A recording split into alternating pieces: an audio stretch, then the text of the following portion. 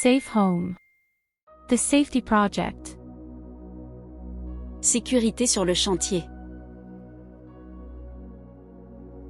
Bonjour à tous. Aujourd'hui, nous allons parler des mesures de sécurité nécessaires sur le chantier, en mettant l'accent sur les procédures opérationnelles pour garantir un environnement de travail sûr. Pour garantir le bien-être et la sécurité des travailleurs, le chantier met à disposition un vestiaire et des toilettes. Pour les pauses, une salle est prévue à usage de réfectoire, où les travailleurs peuvent prendre leur repas dans un environnement dédié. Une zone spécifique sera également aménagée pour le stockage des matériaux et déchets, qui sera géré directement par l'entrepreneur. Enfin, le matériel de premier secours sera conservé dans la salle désignée, toujours prêt à répondre à toute urgence. Ces mesures garantissent l'ordre, la fonctionnalité et la sécurité sur le chantier. Chaque travailleur sur le chantier doit connaître le plan d'urgence, y compris les itinéraires d'évacuation et les points de rassemblement. Il est essentiel que chacun sache où aller et comment se comporter en cas d'urgence. Les secouristes et les préposés à la prévention des incendies jouent un rôle clé dans la gestion des situations critiques et doivent savoir garantir des interventions rapides et efficaces. En cas d'urgence, il est essentiel de rester calme, de suivre les panneaux et de ne pas obstruer les issues de secours. Les équipements d'urgence, tels que les extincteurs et les trousses de premier secours, ne doivent être utilisés que par du personnel qualifié. Un comportement conscient et le respect des procédures d'urgence sont essentiels pour garantir la sécurité de toutes les personnes présentes sur le chantier. Les processus perturbateurs représentent l'une des principales sources de risques sur les chantiers de construction. Une coordination minutieuse entre les entreprises et les travailleurs indépendants est essentielle pour éviter les chevauchements d'activités dans les mêmes domaines. Toute modification au plan doit être communiquée dans les plus brefs délais au coordonnateur de sécurité, afin d'adopter des mesures préventives adéquates. Il s'agit notamment de la séparation des zones concernées, du recours à des protections contre la poussière, le bruit et les chutes, ainsi que de l'organisation de flux séparés pour les travailleurs et les machines. Enfin, il est nécessaire que les responsables surveillent en permanence les travaux, veillent au respect de la réglementation et interviennent immédiatement en cas de situation critique. Cette approche minimise les risques et garantit un chantier plus sûr pour tous. Sur chaque chantier de construction se trouvent des personnalités responsables qui jouent un rôle clé pour assurer la sécurité et la bonne exécution des activités. Parmi ceux-ci, on retrouve le directeur des travaux, qui veille à la conformité technique, le coordonnateur de sécurité, qui est chargé de prévenir les risques et de veiller au respect de la réglementation, et le chef de chantier, qui organise et gère les opérations quotidiennes. À cela s'ajoutent les secouristes, spécifiquement formés au premier secours et à la prévention des incendies. En ce qui concerne les travailleurs, il est obligatoire que chacun soit en possession des attestations de formation exigées par la loi et du certificat d'aptitude à l'emploi. Ces documents sont indispensables pour garantir que chacun opère en toute sécurité et dans le respect de ses capacités et conditions physiques. De nombreux accidents du travail ne sont pas dus à des causes imprévisibles, mais à des comportements évitables. La négligence conduit à une sous-estimation des risques, inattention, ne pas se rendre compte des dangers, se précipiter, sacrifier la sécurité pour conclure plus vite. L'imprudence et le désordre sont donc des facteurs qui créent des situations dangereuses pour tous.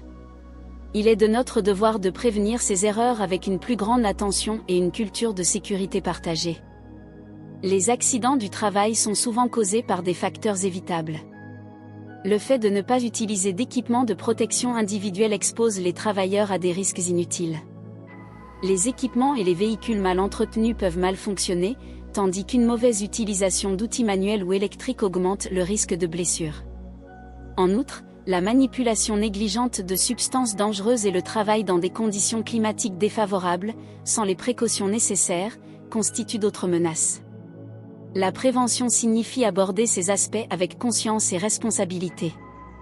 Sur les chantiers de construction, la sécurité passe avant tout, et cela inclut également le comportement individuel. Il est absolument interdit de boire de l'alcool pendant les heures de travail, car cela réduit l'attention et augmente les risques. De même, il est interdit de fumer pendant les activités opérationnelles, pour éviter les dangers liés aux distractions et aux éventuels incendies. Les cigarettes ne sont autorisées que pendant les pauses déjeuner et uniquement dans les zones désignées. Cela contribue à maintenir un environnement de travail plus sûr et plus respectueux pour tous. Le chantier présente de nombreux risques qu'il est essentiel de connaître et de prévenir. Parmi les principaux, on retrouve le danger des chutes par le haut, souvent dû à l'absence de systèmes anti-chute, et la chute de matériaux par le haut, qui peuvent heurter les opérateurs en contrebas. Les travailleurs peuvent également tomber en trébuchant ou en glissant. D'autres risques incluent le contact avec des véhicules en mouvement, qui nécessitent une attention et des chemins séparés pour les hommes et les véhicules, le cisaillement dû au fonctionnement des machines et l'électrocution, liée à des systèmes électriques dangereux. L'exposition à la poussière, aux éclats projetés ou aux projections de liquide peut causer des dommages à la santé et aux yeux, tandis que les coupures, brûlures, impacts et compressions sont toujours présents des risques liés à l'utilisation d'outils ou au transport de matériaux. Prévenir ces risques signifie adopter des équipements de protection individuelle adéquats, respecter les procédures opérationnelles et maintenir un environnement de travail ordonné et sûr. Certains risques spécifiques sur le chantier nécessitent une attention particulière. Le bruit, causé par les machines et les équipements, peut causer des dommages auditifs permanents si l'exposition est prolongée. C'est pour cette raison que l'utilisation de protections auditives adéquates est obligatoire. Les vibrations générées par les outils et machines manuelles peuvent avoir des effets négatifs sur le système musculo-squelettique et la circulation. Il est important d'utiliser des équipements conçus pour réduire les vibrations et limiter les temps d'exposition. Enfin, la manutention manuelle de charge présente un risque important pour le dos et les articulations. Pour réduire les efforts physiques et prévenir les blessures, il est essentiel d'appliquer des techniques correctes et, lorsque cela est possible, d'utiliser des aides telles que des chariots ou des ascenseurs mécaniques. Une gestion consciente de ces risques contribue à un environnement de travail plus sûr et plus sain. Pour commencer, nous vous rappelons que le montage de l'échafaudage nécessite un projet précis, le PMUS et une autorisation ministérielle. Il est essentiel de vérifier les conditions de la zone d'installation et de s'assurer que le montage est effectué par du personnel qualifié. L'installation de l'échafaudage doit respecter tous les éléments prévus dans le projet, tels que les ancrages, les bases et les plinthes. Les espaces ouverts dans les plans de travail doivent être supprimés et les parapets doivent assurer la protection des zones non couvertes. En cas de modification temporaire des aménagements, il est obligatoire de les réinstaller une fois les travaux terminés. Toute modification temporaire, uniquement lorsqu'elle est strictement nécessaire à l'exploitation, nécessite le rétablissement immédiat des mesures de sécurité dès que l'activité qui a nécessité leur suppression est terminée. Toute variation doit être communiquée par écrit au directeur des travaux et au coordinateur de sécurité. Ne restez pas dans les zones de tir en raison du risque de chute de matériaux par le haut et portez toujours un casque. Lors de l'utilisation d'échafaudages et de ponts à chevalet, il est essentiel de respecter des mesures de sécurité précises. L'échafaudage doit être assemblé exclusivement par du personnel qualifié, garantissant la stabilité grâce à un ancrage et un blocage correct des roues. Ils doivent être équipés de garde-corps et de plinthes pour éviter les chutes. Pour les ponts à chevalet, la hauteur maximale autorisée est de 2 mètres. Il est essentiel que la surface de travail soit stable, bien ancrée et dotée d'une protection adéquate. L'accès doit être sécuritaire et les travailleurs doivent porter l'équipement de protection individuelle requis. Ces structures, si elles sont utilisées correctement, garantissent un environnement sûr pour travailler à basse altitude, minimisant ainsi les risques d'accident. L'utilisation d'échelles manuelles nécessite de l'attention et le respect d'une réglementation précise pour garantir la sécurité. Avant chaque utilisation, il est essentiel de vérifier que l'échelle est stable, intacte et que ses échelons sont exempts de saleté ou de dommages pouvant compromettre l'équilibre. L'échelle doit être positionnée sur une surface stable et plane, avec une inclinaison correcte, généralement à 1 mètre du mur tous les 4 mètres de hauteur. Cela garantit la stabilité pendant l'utilisation. Lors de l'utilisation, il est important de garder les 2 mains libres pour s'accrocher à l'échelle, en évitant de transporter des objets encombrants ou lourds. Il est essentiel de respecter la charge maximale indiquée par le fabricant. Enfin, il est interdit de se pencher sur le côté ou d'effectuer des mouvements brusques pouvant entraîner une perte d'équilibre. De plus, les échelles ne doivent pas être utilisées dans des conditions météorologiques défavorables, comme la pluie ou des vents violents, qui pourraient les rendre instables. En respectant ces règles, l'utilisation des échelles manuelles peut se faire en toute sécurité. Lors de travaux en hauteur, Pour des hauteurs supérieures à 2 mètres, l'utilisation de systèmes anti-chute est obligatoire. Ceux-ci comprennent des harnais complets, des lignes de vie et des points d'ancrage adéquats, tous essentiels pour garantir la sécurité de l'opérateur. Avant chaque utilisation, il est nécessaire d'effectuer un contrôle approfondi pour vérifier l'intégrité et la fonctionnalité de tous les appareils. De plus, les travailleurs doivent avoir reçu une formation spécifique qui les sensibilise aux risques et à la bonne utilisation des systèmes anti-chute. Enfin, la supervision est essentielle pour garantir que chacun respecte les procédures de sécurité et que les systèmes sont utilisés correctement. Ces mesures sont essentielles pour réduire les risques et travailler en toute sécurité dans des conditions critiques. Pour utiliser la grue en toute sécurité, il est nécessaire de suivre les opérations fondamentales, à partir de la qualification de l'opérateur, qui doit être qualifié et avoir reçu la formation obligatoire requise par la législation en vigueur. Avant de commencer, la zone de travail doit être délimitée et balisée pour empêcher tout accès non autorisé, et le sol doit être vérifié pour garantir sa stabilité. Le véhicule doit être positionné correctement à l'aide des stabilisateurs, avec l'ajout de bases résistantes pour les terrains moins compacts.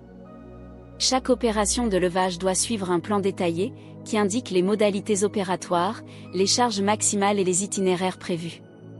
Les charges doivent être ancrées avec des accessoires adaptés et vérifiés, sans jamais dépasser la capacité de la grue. Durant les opérations, il est interdit de s'arrêter ou de passer sous la trajectoire de la charge, et le responsable doit s'assurer que la zone reste libre. Si les conditions météorologiques sont défavorables, comme des vents violents ou de fortes pluies, les opérations doivent être suspendues. Enfin, la grue doit faire l'objet d'un entretien périodique, et l'opérateur doit effectuer un contrôle visuel avant chaque utilisation. Pour éviter les erreurs ou les accidents, le personnel doit utiliser des signaux manuels ou des appareils radio pour communiquer efficacement. Sur les chantiers, les ouvertures dans les combles, ainsi que les rampes et escaliers, doivent être protégées par des parapets adaptés pour assurer la sécurité des travailleurs et éviter les chutes de hauteur. Ces garde-corps doivent être robustes, bien ancrés et respecter les normes de sécurité. Il est essentiel d'effectuer des contrôles périodiques pour vérifier la stabilité et l'intégrité des protections installées. Ces mesures, si elles sont appliquées correctement, réduisent considérablement les risques d'accident et garantissent un environnement de travail plus sûr pour tous. L'équipement doit être vérifié visuellement chaque jour et soumis à un entretien périodique. Toute anomalie doit être immédiatement signalée au responsable ou au chef de chantier. L'utilisation de matériel électrique sur les chantiers nécessite de l'attention et le respect de règles précises pour éviter les accidents. Avant chaque utilisation, il est obligatoire de vérifier l'intégrité des câbles, fiches et prises, ainsi que le bon fonctionnement des interrupteurs de sécurité. L'équipement ne peut être utilisé que par du personnel formé et autorisé, en le connectant exclusivement à des prises conformes, équipées d'un interrupteur différentiel pour protéger contre les chocs électriques. Lors des opérations, il est essentiel d'éviter tout contact avec l'eau ou des surfaces humides, qui peuvent augmenter le risque d'électrocution. Les travailleurs doivent porter des équipements de protection individuelle tels que des gants isolants et des chaussures de sécurité pour assurer une plus grande sécurité. En cas de défaut ou de dysfonctionnement, l'équipement doit être immédiatement éliminé et le problème signalé au responsable. Il est absolument interdit d'utiliser du matériel endommagé, car cela représente un risque élevé. En suivant ces instructions, il est possible d'opérer en toute sécurité en minimisant les dangers liés à l'électricité. Chaque travailleur doit porter les EPI requis, tels qu'un casque, des chaussures, des gants et des systèmes anti-chute pour les travaux en hauteur. Les rampes, escaliers et ouvertures doivent être adéquatement protégées pour éviter les risques. Les zones de chargement et de déchargement doivent être délimitées par des clôtures. Un chantier de construction ordonné est un chantier de construction sûr. Le maintien de l'ordre des matériaux et des équipements et le signalement adéquat des zones à risque contribuent à prévenir les accidents et garantissent le respect de la réglementation. La clôture de chantier est indispensable pour assurer la sécurité, tant des ouvriers que des personnes extérieures. La zone doit être délimitée par des barrières solides, bien visibles et capables d'empêcher les intrusions ou les accès non autorisés. Cela protège également contre les éventuels dangers présents sur le chantier. L'accès doit être réglementé et contrôlé, avec des points d'entrée clairs qui ne peuvent être utilisés que par le personnel autorisé. Il est important de tenir un journal des accès, si nécessaire, pour surveiller qui entre et sort. Enfin, la signalisation joue un rôle crucial, les panneaux de danger, les avertissements obligatoires et les instructions de fonctionnement doivent être installés à des endroits clairement visibles. Des panneaux d'information clairs permettent de communiquer les règles du chantier et de réduire les risques pour ceux qui y travaillent ou y transitent. Les zones de chargement et de déchargement doivent être aménagées pour assurer la sécurité lors des opérations.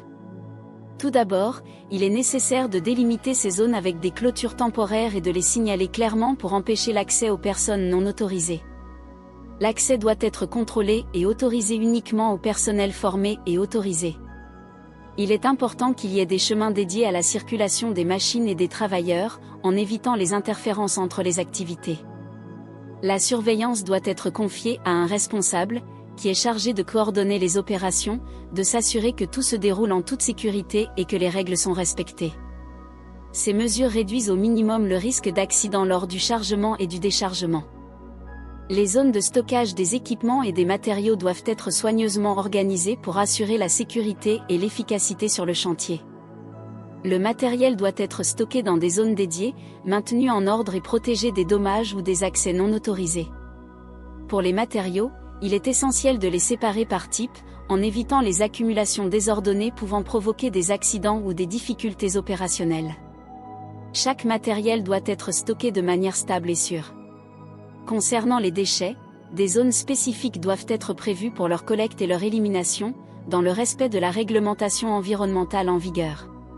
Cela inclut la gestion correcte des déchets spéciaux ou dangereux, le cas échéant. Une organisation adéquate de ces zones contribue à un chantier de construction plus sûr et plus respectueux de l'environnement. L'utilisation de passerelles nécessite le respect d'exigences spécifiques pour garantir la sécurité des travailleurs. Ces éléments doivent avoir une largeur minimale de 1,20 m et être équipés de parapets et de plinthes pour éviter les chutes. Les structures doivent être positionnées sur des surfaces solides et stablement ancrées, avec des pentes réduites, si nécessaire, recouvertes de matériaux antidérapants pour éviter tout glissement, notamment en conditions humides. Lors de l'utilisation, il est important de parcourir les sentiers avec prudence, en respectant les limites de charge et en évitant le dépôt de matériaux le long du sentier, qui pourrait représenter un obstacle ou un risque. Enfin, les passerelles doivent être soumises à des inspections périodiques pour vérifier leur stabilité et leur absence d'usure. Tout obstacle ou dommage doit être retiré immédiatement pour garantir une utilisation sûre et imprévue. Lors des opérations de soudage, il est essentiel d'assurer la sécurité en interdisant l'accès à la zone de travail aux travailleurs exerçant d'autres activités. La zone doit être clairement délimitée et balisée pour indiquer la présence de pièces métalliques sous tension, qui représentent un risque important. Ces mesures servent à prévenir les accidents et à protéger tous les travailleurs sur le chantier, en évitant les situations d'interférence ou d'exposition à des dangers inutiles. L'utilisation de chariots élévateurs et de machines de travail, telles que les excavatrices, sur les chantiers nécessite une grande attention et le respect de certaines règles fondamentales pour garantir la sécurité. Tout d'abord, le véhicule ne peut être utilisé que par des opérateurs agréés ayant suivi une formation spécifique requise par la loi. Avant de commencer les opérations, il est obligatoire d'effectuer un contrôle préliminaire pour vérifier l'état du véhicule, y compris les dispositifs de sécurité tels que les freins et les signaux acoustiques. Pendant l'utilisation, il est essentiel de maintenir une vitesse faible et de manœuvrer avec précaution, en évitant les changements brusques de direction. Toujours sous la supervision d'un responsable. Les zones opérationnelles doivent être clairement délimitées pour empêcher tout accès non autorisé. Enfin, il est interdit d'utiliser le chariot élévateur pour transporter des personnes, garantissant ainsi une utilisation sécuritaire pour tous. Les fouilles de chantier représentent l'une des activités les plus risquées et il est essentiel d'adopter des mesures de sécurité rigoureuses. Les zones d'excavation doivent être clairement délimitées et signalées par des panneaux d'avertissement pour informer les travailleurs des dangers présents. Pour assurer la stabilité des excavations, les murs doivent être renforcés de manière adéquate, en utilisant des techniques telles que des barres d'armature ou des étaiements, pour éviter l'affaissement. Il est absolument interdit de se tenir près des bords pour éviter les risques de chute. Avant de commencer, il est obligatoire d'effectuer des contrôles pour identifier la présence d'éventuels réseaux souterrains, tels que des canalisations ou des câbles électriques. Pendant les opérations, les travailleurs doivent porter des équipements de protection individuelle, tels que des casques et des chaussures de sécurité. Enfin, un responsable doit surveiller en permanence l'activité, intervenir pour corriger les comportements dangereux et s'assurer que toutes les réglementations sont respectées. Ces mesures réduisent considérablement les risques et contribuent au déroulement sécuritaire des opérations d'excavation. Les espaces confinés représentent des environnements à haut risque et des mesures rigoureuses doivent être prises pour y travailler en toute sécurité. Avant de commencer, une évaluation préventive doit être effectuée, en analysant les risques spécifiques et en vérifiant la qualité de l'air pour détecter des niveaux d'oxygène adéquats et exclure la présence de gaz dangereux. L'accès à ces espaces est autorisé uniquement au personnel autorisé et adéquatement formé. Les travailleurs doivent porter des équipements de protection individuelle, tels que des harnais et des masques, pour assurer leur sécurité. Lors des opérations, la présence d'un responsable et de secouristes prêts à intervenir en cas d'urgence est obligatoire. La communication avec le monde extérieur doit être constante, en utilisant des dispositifs appropriés pour maintenir le contact. Enfin, la zone doit être équipée de systèmes de ventilation pour assurer un échange d'air sûr, de détecteurs de gaz pour surveiller les conditions environnementales et d'équipements de récupération d'urgence. Ces mesures sont essentielles pour prévenir les accidents et protéger la vie des travailleurs.